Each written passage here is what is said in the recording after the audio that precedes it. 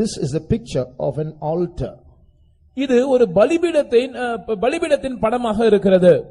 It is the altar of that god of the Greeks that I told you, Zeus, the god of gods, the supreme god of the Greeks. இது கிரேக்க தேவர்களில் மகாதேவனாய் இருக்கிற Zeus என்பவனுடைய பலிபீடமாய் இருக்கிறது. This altar was first made in Turkey. இந்த பலிபீடமானது முதலாவது துருக்கி தேசத்தில் அது உண்டாக்கப்பட்டது. This altar is about 2000 years old. இந்த பலிபீடம் ஏறக்குறைய 2000 ஆண்டுகள் பழமையானது. When the first century church existed, this altar was there. முதலாம் நூற்றாண்டு சபை ஜீவனோடு இருந்த காலத்தில் இந்த பலிபீடமும் இருந்தது. In fact, this altar is mentioned in the Bible. இன்னும் குறிப்பாக சொல்ல வேண்டும் என்றால் இந்த பலிபீடத்தை பற்றி வேதத்திலும் நாம் வாசிக்கலாம். In Turkey is a place called Pergamos. துருக்கி தேசத்திலே பெர்கமாஸ் என்று சொல்லப்படுகிற ஒரு இடம் இருக்கிறது. In that Pergamos is a church that existed in the first century. அந்த பெர்கமாஸ் என்கிற இடத்திலே முதலாம் நூற்றாண்டில் இருந்ததான ஒரு சபையும் இருக்கிறது. In that Pergamos was this altar. அந்த பெர்கமாஸ் என்கிற இடத்திலே தான் இந்த பலிபீடம் இருந்தது. Now see what the Bible calls that altar. வேதம் அந்த பலிபீடத்தை எப்படி அழைக்கிறது என்பதை இப்பொழுது நாம் பார்ப்போம். Turn to Revelation chapter 2. வெளிப்படுத்தின விசேஷம் 2ஆம் அதிகாரம் and read verse 13. 13ஆம் வசனத்தை வாசிப்போம். உன் கிரியைகளையும் சாத்தானுடைய சிங்காசனம் இருக்கிற இடத்தில் நீ குடியிருக்கிறதையும் நீ என் நாமத்தை பற்றிக் கொண்டிருக்கிறதையும் சாத்தான் குடிகொண்டிருக்கிற இடத்திலே உங்களுக்குள்ளே எனக்கு உண்மையுள்ள சாட்சியான அந்திப்பா என்பவன் கொல்லப்பட்ட நாட்களிலும் என்னை பற்றும் விசுவாசத்தை நீ மறுதலியாமல் இருந்ததையும் அறிந்திருக்கிறேன். I know thy works, and where thou dwellest, even where Satan's seat is, and thou holdest fast my name, and hast not denied my faith, even in those days wherein Antipas was my faithful martyr, who was slain among you, where Satan dwelleth. So what the Greeks called their supreme God, and what the Greeks called the altar of their supreme god Zeus, the Bible calls Satan's seat, because it was in Pergamos, and that's why God is telling them, I know where your church is, it's right where Satan's seat is. எந்த தேவனை Zeus தேவனை கிரேக்கர்கள் தங்களுடைய மகாதேவன் என்று அழைத்தார்களோ, எதை அவனுடைய பலிபீடம் என்று அழைத்தார்களோ, தேவன் அவனை சாத்தான் என்றும் அவனுடைய பலிபீடத்தை சாத்தானுடைய சிங்காசனம் என்றும் அழைக்கிறார். தேவன் இந்த பெர்கமாஸ் அல்லது பெர்கமு சபையை பார்த்து சொல்லுகிறார், சாத்தானுடைய சிங்காசனம் இருக்கிற இடத்திலே உங்களுடைய சபை இருக்கிறதை நான் அறிந்திருக்கிறேன். Now see what is happening to this Satan's seat. இந்த சாத்தானின் சிங்காசனத்துக்கு இப்பொழுது சம்பவித்துக் கொண்டிருக்கிறது என்ன? No, it's almost 2000 years. 2000 ஆண்டுகள் கடந்தோடி விட்டது. So it became a ruin and it went underground. அது பாழடைந்து அப்படியே பூமிக்குள் புதைந்து விட்டது.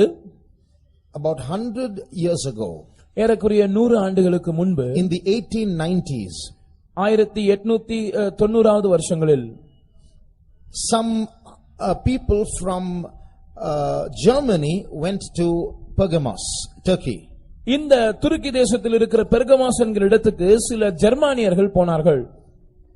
And they excavated this altar. அவர்கள் இந்த அகழ்வாராய்ச்சி செய்து இந்த பலிபீடத்தை அவர்கள் தோண்டி எடுத்தார்கள். Now when we Christians think of the word altar, we can only think of, say, something of the altar in the tabernacle that was about 5 cubits, 5 by 5 by 3. நமக்கு கிறிஸ்தவர்களை பொறுத்த அளவுக்கு பலிபீடம் என்று சொல்லும்போது 5க்கு 5க்கு 3 என்கிற அந்த அளவுள்ள ஒரு பலிபீடம் தான் நமக்கு தெரியும். Cubits. அந்த முழமுள்ள ஒரு பலிபீடம் தான் நமக்கு தெரியும். But this is a huge altar. ஆனால் இது ஒரு மிகப்பெரிய பலிபீடமா இருக்கிறது. This height is 40 cubits. இதனுடைய உயரம் 40 முழமா இருக்கிறது. This width is 20 meters. இதனுடைய அகலம் 20 மீட்டரா இருக்கிறது. Now when you say altar, it means there must be sacrifices placed there. பலிபீடம் என்று சொல்லும்போது அங்கே ஏதாவது ஒரு பலி பொருள் வைக்கப்பட்டிருக்க வேண்டும். Now you look at this is another model of the same altar. இது அடுத்த படத்தை பார்க்கும்போது அதே பலிபீடத்தினுடைய மற்றொரு வரைபடமாக அது இருக்கிறது. So when you climb up these stairs, இந்த படிகளில் நீங்கள் ஏறும்போது, and you go through that portico, அந்த போர்ட்டிகோவை கடந்து நீங்கள் போகும்போது there is an open space there. மேலே ஒரு திறந்த வெளி இருக்கிறது. In the center, அதனுடைய நடுப்பகுதியில் there used to be a bull. அங்கே ஒரு எருது இருந்தது. It is made of metal. அது உலோகத்தினால் செய்யப்பட்டிருந்தது. It is hollow in the center. அது நடுவில் வெறுமையாக இருந்தது. This bull represented that Zeus. இந்த எருது அந்த ஜியஸ் தேவனை குறிக்கிறதா இருந்தது. Remember in that story, Zeus made himself into a bull. நீங்கள் அந்த கதையை இப்பொழுது நினைவு கூர்ந்து பாருங்கள். அந்த ஜியஸ் எப்படி தன்னை ஒரு எருதாக உருமாற்றிக் கொண்டான் என்று. So when they offered sacrifices, they took that object of sacrifices and inserted it into the hollow place of the bull and set fire from underneath, and the object of sacrifice was consumed. இவர்கள் பலி செலுத்தின அந்த நாட்களில் இந்த எருதின் மைய பகுதியில் இருந்த அந்த வெற்றிடத்துக்குள் இந்த பலியை வைத்து கீழிருந்து தீ மூட்டுவார்கள். அப்பொழுது அந்த பலியானது அது வேகக்கூடியதா இருந்தது. So that's how they offered sacrifices to Zeus, their supreme god. இப்படித்தான் ஜியஸ் என்று சொல்லப்படுகிற அவர்களுடைய மகாதேவனுக்கு அவர்கள் பலி செலுத்தி வந்தார்கள். Anyone remembers the name of one Christian who was offered as a sacrifice to this god? ஒரு கிறிஸ்தவன் இந்த தேவனுக்கு பலி செலுத்தப்பட்டான். அவருடைய பெயர் யாருக்காவது ஞாபகம் இருக்கிறதா? The same verse that you read says, Antipas, the faithful martyr, was sacrificed in this manner. He was inserted into that bull, and the bull was set fire to. வேதம் சொல்லுகிற காரியம் என்னவென்றால், இதே வசனத்தில் நாம் வாசிக்க கேட்டபடி அந்திப்பா என்று சொல்லக்கூடிய கர்த்தருடைய உண்மையுள்ள சாட்சி இந்த எருதின் அந்த வெற்றிடத்துக்குள் பலியாக வைக்கப்பட்டு கீழிருந்து தீ மூட்டப்பட்டு உயிரோடு கொளுத்தப்பட்டான். That is how Antipas, one of the first Christian martyrs, died. இப்படித்தான் அந்திப்பா என்று சொல்லக்கூடிய கிறிஸ்தவ இரத்த சாட்சிகளில் முதன்மையானவன் அவன் மரித்தான். Now, when these German architects or archaeologists went there, இந்த ஜெர்மானிய அகழ்வாராய்ச்சி செய்கிறவர்கள் அங்கே போனபோது, they immediately told the Turkish government, we are taking these stones, and they took all those stones back to Germany.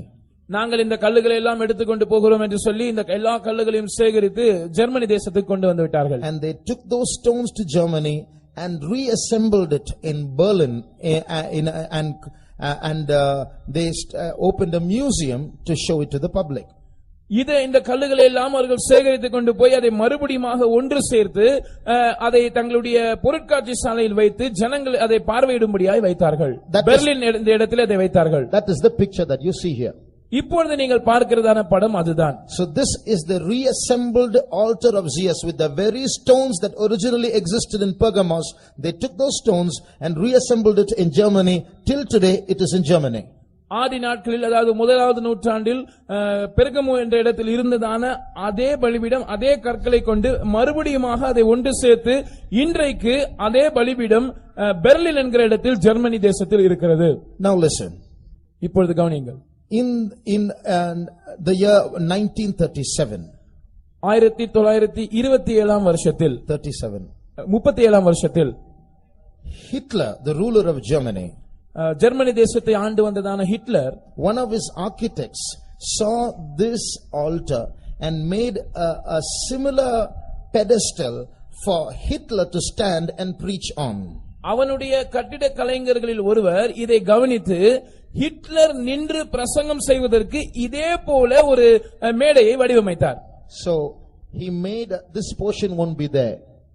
அதிலே அந்த மேற்பகுதி மாத்திரம், திறந்த வெளிப்பகுதி மாத்திரம் இருக்காது. So this will be the place where people listen from. பின்னாக இருந்து ஜனங்கள் கவனித்துக் கொண்டிருப்பார்கள். So Hitler will climb up like this and go there and preach from here. Hitler அந்த படிகள் வழியாக ஏறி அதனுடைய மேல் பகுதியில் நின்று பிரசங்கிப்பார். He stood where the bull was. The bull is not there now. He is there in the place of the bull. உண்மையாக அந்த எருது எந்த இடத்தில் இருந்ததோ இப்பொழுது அந்த எருது அங்கே இல்லை, அது வெறும் காலி இடமாக இருக்கிறது. அந்த இடத்தில் தான் ஹிட்லர் நின்று கொண்டு போதனை செய்தார். And he preached about his plan called the Holocaust. That means how Jews have to be massacred and exterminated. Holocaust என்று சொல்லக்கூடியதான தன்னுடைய திட்டத்தை பற்றி தான் ஹிட்லர் இங்கே இருந்து பேசினார். அந்த திட்டம் என்னவென்றால் எப்படி யூதர்களை ஒட்டுமொத்தமாக கொலை செய்வது. He was trying to say that we are the best race in the world and we should fill the earth. The Jews are the germs of society. They should cease to exist.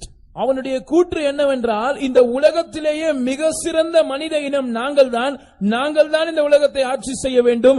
இந்த யூத இனமானது இந்த பூமியில் வசிக்கிற ஒரு கிருமியா இருக்கிறது.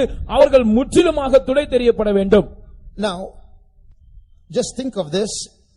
the altar, the seat of Satan or the altar of Zeus is now transported to Germany, and now a similar altar is made, and Hitler preaches from where the bull was, and he preaches about the Holocaust. நன்றாக கவனியுங்கள். முதலாம் நூற்றாண்டிலே துருக்கி தேசத்தில் Pergamos என்கிற இடத்தில் இருந்ததான அந்த பலிபீடம் இப்பொழுது ஜெர்மனி நாட்டுக்கு கொண்டு வரப்படுகிறது. அதே போல அதை மாதிரியாக வைத்து வேறொரு பலிபீடம் செய்யப்பட்டு அந்த எருது இருந்த இடம் இப்பொழுது காலியாக இருந்து அங்கிருந்து ஹிட்லர் ஹாலோகாஸ்டை பற்றி பேசுகிறார். Holocaust is a word. It means whole burnt offering. Holocaust என்கிற இந்த வார்த்தையின் அர்த்தம் சர்வாங்க தகன பலி. You can check it. It's in the English dictionary. அது ஆங்கில டிக்ஷனரியில நீங்கள் அதை கண்டுகொள்ளலாம். So what is Hitler saying? ஹிட்லரின் கூற்றுதான் என்ன? Just like Antipas was sacrificed to Zeus. எப்படி இந்த அந்திப்பா ஜியஸ் என்கிற தேவனுக்கு பலி செலுத்தப்பட்டானோ, now Hitler stands in that place and says Jews should be offered as a whole burnt offering. அதே இடத்தில் நின்று கொண்டு ஹிட்லர் சொல்லுகிறான், இந்த யூதர்கள் சர்வாங்க தகன பலியாக செலுத்தப்பட வேண்டும். And according to his plan, he managed to kill 60 lakhs of Jews. அவனுடைய திட்டத்தின்படி அவனுடைய வாழ்நாட்களில் 60 லட்சம் யூதர்களை அவன் கொன்று குவித்தான். So 60 lakhs of Jews were offered as a whole burnt offering. அதாவது 60 லட்சம் யூதர்கள் சர்வாங்க தகன பலியாக தகனிக்கப்பட்டார்கள். Now listen, this is called Satan's seat. இது சாத்தானுடைய சிங்காசனம் என்று அழைக்கப்படுகிறது என்று நான் சொன்னேன். And the Antichrist is going to come to power. அந்தி கிறிஸ்து ஆட்சிக்கு வரப்போகிறான் என்றும் நாம் அறிந்திருக்கிறோம். When the Antichrist comes to power, அந்தி கிறிஸ்து ஆட்சிக்கு வரும்போது the Bible says Satan will give his seat to the Antichrist. வேதம் சொல்லுகிறது சாத்தான் தன்னுடைய சிங்காசனத்தை அந்தி கிறிஸ்துவுக்கு கொடுப்பான். Read Revelation chapter 13 and verse 2. இதை நாம் வெளிப்படுத்தின விசேஷம் 13ஆம் அதிகாரம் 2ஆம் வசனத்தில் வாசிக்கிறோம். நான் கண்ட மிருகம் சிறுத்தையை போல் இருந்தது. அதன் கால்கள் கரடியின் கால்களைப் போலவும் அதன் வாய் சிங்கத்தின் வாயைப் போலவும் இருந்தன. வலு சர்ப்பமானது தன் பலத்தையும் தன் சிங்காசனத்தையும் மிகுந்த அதிகாரத்தையும் அதற்கு கொடுத்தது. And the beast which I saw was like unto a leopard, and his feet were as the feet of a bear, and his mouth as the mouth of a lion, and the dragon gave him his power and his seat and great authority. So what's going to happen? என்ன நடக்க போகிறது? This Antichrist, when he takes the seat of Satan and makes it his seat, இந்த அந்தி கிறிஸ்து சாத்தானுடைய சிங்காசனத்தை எடுத்து அதை தன்னுடையதாக்கி கொள்ளும்போது some of his great speeches will be delivered from this altar. அவனுடைய பேச்சுகளில் சில முக்கியமான பேச்சுகள் இந்த பலிபீடத்திலிருந்து அது கொடுக்கப்படும். Now whether this altar is going to remain in Germany or whether it's going to be shifted, we are yet to see. இந்த பலிபீடமானது தொடர்ந்து ஜெர்மனியில் இருக்க போகிறதா அல்லது வேறொரு இடத்துக்கு இடமாற்றம் செய்ய போகிறதா என்பதை குறித்து இனிதான் நாம் பார்க்க வேண்டும். But one point to note is Germany is part of Europe. ஆனால் குறிக்கப்பட வேண்டிய ஒரு காரியம், ஜெர்மனி ஐரோப்பா கண்டத்தின் ஒரு பகுதியாய் இருக்கிறது. So just like Hitler spoke from Satan's seat, the Antichrist is going to speak from Satan's seat. எப்படி ஹிட்லர் சாத்தானுடைய சிங்காசனத்தில் இருந்து பேசினானோ, கடைசி நாட்களில் அந்தி கிறிஸ்து சாத்தானுடைய சிங்காசனத்தில் இருந்து பேச போகிறார். What is the Antichrist going to speak? அந்தி கிறிஸ்து என்னதான் பேசுவான்? The Bible says he is going to speak against God and against the people of God. அவன் தேவனுக்கு விரோதமாகவும் தேவனுடைய ஜனத்துக்கு விரோதமாகவும் பேசுவான் என்று வேதம் தெளிவாக சொல்லுகிறது. Read verse 6. Revelation 13:6. வெளிப்படுத்தின விசேஷம் 13ஆம் அதிகாரம் அதன் 6ஆம் வசனத்தை வாசிப்போம். அது தேவனை தூஷிக்கும்படி தன் வாயை திறந்து அவருடைய நாமத்தையும் அவருடைய வாசஸ்தலத்தையும் பரலோகத்தில் வாசமாய் இருக்கிறவர்களையும் தூஷித்தது. And he opened his mouth in blasphemy against God, to blaspheme his name and his tabernacle and them that dwell in heaven. So he is going to stand on Satan's seat and he is going to blaspheme God and God's church and all those who dwell in heaven. அவன் சாத்தானுடைய சிங்காசனத்தின் மேல் நின்று கொண்டு தேவனையும் தேவனுடைய சபையும் பரலோகத்தில் வாசமாயிருக்கிற அனைவரையும் தன்னுடைய வாயை திறந்து தூஷிக்க போகிறான். And he is also going to pronounce another Holocaust. அவன் மற்றொரு ஹாலோகாஸ்டை பிரகடனப்படுத்துவான். In other words, he is going to offer some people as a whole burnt offering to Satan. மறுவார்த்தையில் அவன் சில ஜனங்களை சாத்தானுக்கு சர்வாங்க தகன பலியாக பலி செலுத்துவான். Read the next verse. அடுத்த வசனத்தையும் வாசிப்போம். மேலும் பரிசுத்தவான்களோடு யுத்தம் பண்ணி அவர்களை ஜெயிக்கும்படிக்கு அதற்கு அதிகாரம் கொடுக்கப்பட்டதும் அல்லாமல் ஒவ்வொரு கோத்திரத்தின் மேலும் பாஷைக்காரர் மேலும் ஜாதிகள் மேலும் அதற்கு அதிகாரம் கொடுக்கப்பட்டது.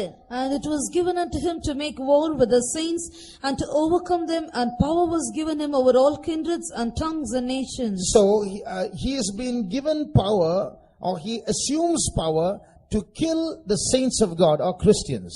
அவனுக்கு பரிசுத்தவான்களை அல்லது கிறிஸ்தவர்களை கொலை செய்யும்படியாக அதிகாரம் கொடுக்கப்படுகிறது, அல்லது அந்த அதிகாரத்தை அவன் தன் மேல் எடுத்துக் கொள்ளுகிறான். In other words, he is going to allure Christians who are left behind when Jesus comes, either join me or get killed.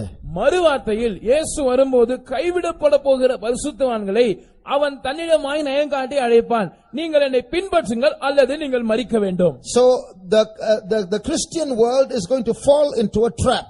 கிறிஸ்தவ உலகமானது இவ்விதமாக ஒரு கண்ணியில் அகப்பட போகிறது. Oh Christian brother, sister, if you are left behind when Jesus comes, woe unto you.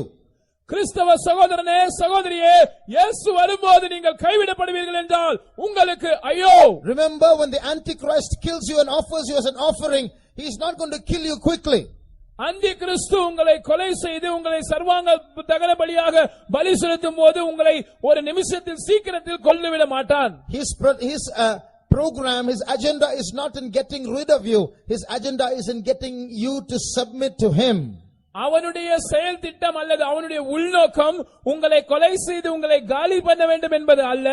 நீங்கள் அவனுக்கு உங்களை ஒப்படைக்கும் வரைக்கும் அவன் உங்களை துன்புறுத்துவான். A terrible persecution is going to come against the church of God after Jesus comes and also before Jesus comes. கிறிஸ்துவின் இரண்டாம் வருகைக்கு பின்பாகவும் கிறிஸ்துவின் இரண்டாம் வருகைக்கு முன்பாகவும் கூட தேவனுடைய சபைக்கு ஒரு பயங்கரமான துன்புறுத்தல் ஏற்பட போகிறது. Antichrist will work in person after Jesus comes. The spirit of the Antichrist will work when before Jesus comes. இயேசு கிறிஸ்துவின் வருகைக்கு பின்பாக எழுத்தின்படியாகவே அந்தி கிறிஸ்து ஒரு ஆளாக இருந்து சபையை துன்புறுத்துவான். கிறிஸ்துவின் வருகைக்கு முன்பாக அந்தி கிறிஸ்துவின் ஆவி சபையை உபத்திரவப்படுத்தும். Tomorrow evening we are going to see how the church of God is going to be trapped by its enemies, demonic powers using human beings, and we are going to we are going to be surrounded by enemies. எப்படி தேவனுடைய சபையானது தன்னுடைய சத்துருக்களால் எதிராளிகளால் ஒரு சூழப்பட்டு ஒரு ஆபத்தில் சிக்க போகிறது என்பதை நாளைக்கு நாம் கவனிப்போம். But God is going to give us the deliverance. ஆனால் தேவன் நமக்கு விடுதலை கொடுப்பார். But then we should be ready to live and to die for Jesus. ஆனால் இயேசுவுக்காக ஜீவிக்கவும் தேவைப்பட்டால் இயேசுவுக்காக மரிக்கவும் நாம் ஆயத்தமாக இருக்க வேண்டும். As I speak these bold words, இந்த தைரியமான வார்த்தைகளை நான் சொல்லும்போது, I don't say that I am bold to die for Jesus come. If someone points a gun at me now, I don't know what my reaction will be. நான் இப்பொழுது நான் இயேசுவுக்காக மரிக்க ஆயத்தமா இருக்கிறேன், எனக்கு அந்த தைரியம் இருக்கிறது என்று சொல்வதற்கல்ல. ஒருவேளை யாராவது இப்பொழுது வந்து என் நெற்றி போட்டில் துப்பாக்கியை வைத்தால் என்னுடைய செயல்பாடு எவ்விதமாக இருக்கும் என்று எனக்கே தெரியாது. But I want to be bold for Jesus. ஆனால் இயேசுவுக்காக தைரியமாய் நிற்கும்படி நான் வாஞ்சிக்கிறேன். I want to have that privilege to shed my blood for Jesus. இயேசுவுக்காக என்னுடைய இரத்தத்தை சிந்தக்கூடிய அந்த பாக்கியம் எனக்கு கிடைக்க வேண்டும் என்று நான் வாஞ்சிக்கிறேன். One more verse and we'll close. ஒரு வசனத்தை கூட வாசித்து நாம் முடிப்போம். Turn to John chapter 21. யோவான் எழுதின சுவிசேஷம் 21ஆம் அதிகாரம் and read verse 19. அதன் 19ஆம் வசனத்தை வாசிப்போம். இன்னும் விதமான மரணத்தினாலே அவன் தேவனை மகிமைப்படுத்த போகிறான் என்பதை குறிக்கும்படியாக இப்படி சொன்னார். அவர் இதை சொல்லிய பின்பு அவரை நோக்கி, என்னை பின்பற்றி வா என்றார். This spake he, signifying by what death he should glorify God. Enough. See, here it is written about Peter's death. இங்கே பேதுருவின் மரணத்தை பற்றி எழுதப்பட்டிருக்கிறது. What is to be noted here is that Peter's death has already been decided by God. ஆனால் இங்கே நாம் கவனிக்க வேண்டிய காரியம் என்னவென்றால், பேதுரு மரணம் அடைவதற்கு முன்பதாகவே அவருடைய மரணம் தேவனால் தீர்மானிக்கப்பட்டது. God has not only decided that Peter should die, God has also decided what kind of death, inna vidhamana maranam, what kind of death he should die. பேதுரு மரிக்க வேண்டும் என்பதை மாத்திரம் தேவன் தீர்மானிக்கவில்லை, அவன் இன்ன விதமாக மரிக்க வேண்டும் என்பதையும் அவர் தீர்மானித்தார். Is it possible that God has also decided what kind of death you and I should die? ஒருவேளை அப்படி என்றால் நானும் நீங்களும் இன்னவிதமான மரணத்தை வரிக்க வேண்டும் என்றும் தேவன் தீர்மானித்திருப்பாரே. If God has decided about you and me that we should shed our blood for Jesus, how many are ready to do that? ஒருவேளை நீங்களும் நானும் இயேசுவுக்காக நம்முடைய ரத்தத்தை சிந்த வேண்டும் என்று தேவன் தீர்மானித்திருந்தால் எத்தனை பேர் அப்படி செய்ய ஆயத்தமாக இருக்கிறீர்கள்? We have come to a point in church history where we are not going to die ordinary deaths. Many of you seated here will have to shed their blood for Jesus. நாம் வந்திருக்கிற காலகட்டம் சபை சரித்திரத்தின் இப்படிப்பட்ட காலகட்டமாக இருக்கிறது. இதில் நாம் சாதாரண மரணத்தை மரிக்க போவதில்லை, நம்மில் அநேகர் இரத்த சாட்சியாய் மரிக்க போகிறோம். Many of you who are seated here, God has already appointed a martyrdom for you. இங்கே உட்கார்ந்திருக்கிற உங்களில் அநேகருக்கு ஆண்டவர் ஒரு இரத்த சாட்சியின் மரணத்தை ஏற்கனவே தீர்மானித்து விட்டார். Are you scared? பயமா இருக்கிறதா? There is a saying in English. ஆங்கிலத்தில் இப்படி ஒரு பழமொழி இருக்கிறது. I am trapped between the devil and the deep sea. நான் பிசாசுக்கும் ஆழமான கடலுக்கும் இடையே சிக்கி இருக்கிறேன். Like the Israelites were trapped between the Egyptians and the sea.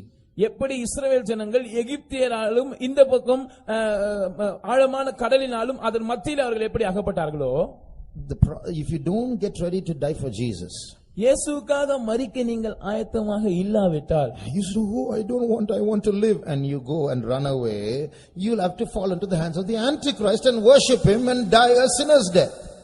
ஐயோ, நான் உயிர் வாழ விரும்புகிறேன், இயேசுவுக்காக மரிக்க எல்லாம் என்னால் முடியாது என்று நீங்கள் மறுதலித்து விட்டு உங்களுடைய சொந்த வழியை பின்பற்ற ஆரம்பித்தால் நீங்கள் அந்தி கிறிஸ்துவின் கையில் அகப்பட்டு அவனுக்கு உங்களை ஒப்படைத்து ஒரு பாவியை போல மரிக்க வேண்டியிருக்கும். So in any way you have to die. You're between the devil and the deep sea.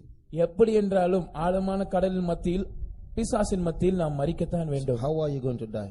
எப்படி நீங்கள் மரிக்க போகிறீர்கள்? Let us close our eyes. நம்முடைய கண்களை நாம் மூடுவோம். If Jesus gives me the grace, ஆண்டவர் இயேசு எனக்கு கிருபையை கொடுப்பார் என்றால், I am willing to shed my blood for Jesus. என்னுடைய இரத்தத்தை இயேசுவுக்காக சிந்த நான் ஆயத்தமாக இருக்கிறேன். I want a glorious place in heaven. எனக்கு பரலோகத்தில் ஒரு மகிமையான இடம் வேண்டும். If Jesus gives me grace, I will shed my blood for Jesus. இயேசு எனக்கு கிருபை கொடுப்பார் என்றால் நான் அவருக்காக இரத்த சாட்சியாய் மரிப்பேன். How many of you will surrender for such a death? இப்படிப்பட்ட மரணத்துக்கு எத்தனை பேர் உங்களை ஒப்புக் கொடுப்பீர்கள்? Lift up your hands. உங்கள் கைகளை உயர்த்துங்கள். Oh, heaven is rejoicing in seeing your hands. உங்களுடைய கைகளை பார்த்து நம்முடைய கைகளை பார்த்து பரலோகம் களிகூறுகிறது. Because the Bible says when a corn of wheat falls into the ground and dies, it will bring forth much fruit. ஏனென்றால் வேதம் சொல்லுகிறது, கோதுமை மணியானது நிலத்தில் விழுந்து சாகும்போது அது மிகுந்த பலனை கொடுக்கும். Here is a group of Christians who have lifted up their hands and are willing to die for Jesus. இங்கே தங்களுடைய கைகளை உயர்த்தி இயேசுவுக்காய் மரிக்க ஆயத்தமாக இருக்கிற ஒரு கூட்டம் கிறிஸ்தவர்கள் இருக்கிறார்கள். You are not going to die and go to hell. நீங்கள் மரித்து நரகத்தில் போய் முடிவடைய போகிறீர்கள். You are going to receive a glorious resurrection. நீங்கள் ஒரு மகிமையான உயிர்த்தெழுதலை பெற போகிறீர்கள்.